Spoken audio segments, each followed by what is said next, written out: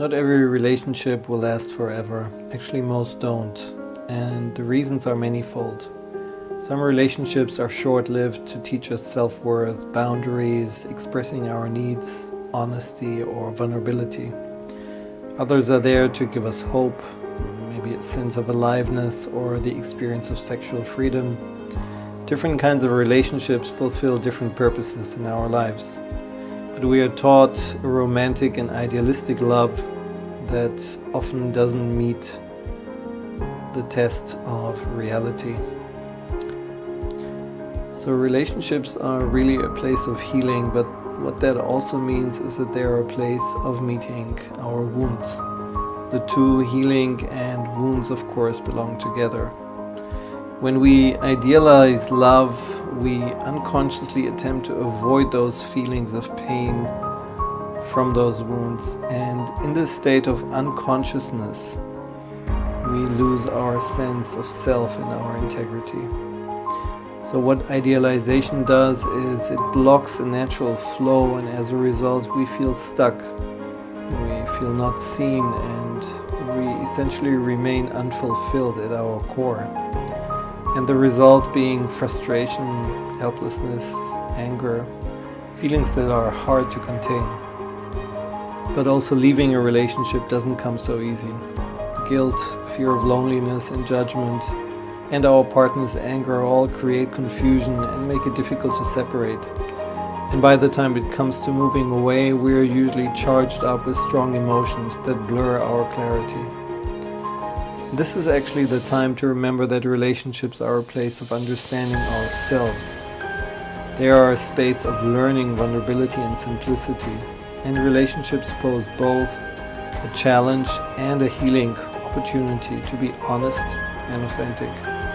So no matter if you stay or leave, these are the moments to bring back clarity and responsibility to your actions and choices by asking yourself, what can I really clearly and honestly say about what makes me want to move away? But even before you embark on answering, consider these following guidelines. First, start by writing down whatever reasons come to mind. Why are you actually separating? Second, delete your partner's name or mentioning of from each statement. This takes you a step closer to empowering yourself again, instead of being the victim of circumstance. Third, take out those parts that describe what you don't want and replace them with what you want or want to feel. Here you'll find those qualities in you that you sacrificed or gave up on in your relationship out of fear or for other reasons. No one can reclaim those qualities for you other than yourself, of course. And fourth, identify your underlying fear or belief. Here are a few examples of how this process can gain you clarity about what you seek to reclaim or maybe heal. For everyone, the understanding can present itself differently.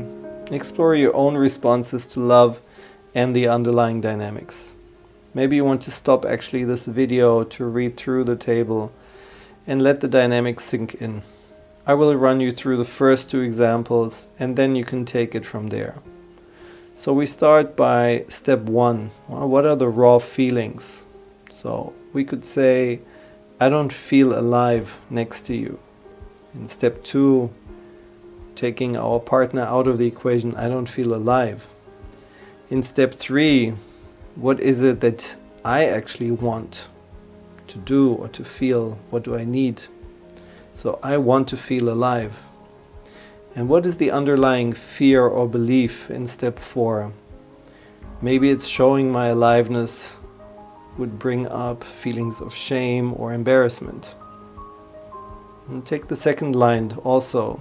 So the raw feeling could be, I can't really be honest next to you.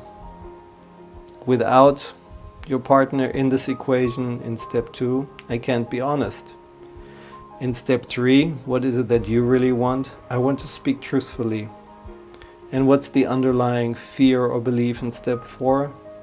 Maybe my inner reality is too complex and no one will understand or accept me the way I feel. The more clearly defined statements you have that capture your basic wound or need, the more strength you'll actually gain in your heart.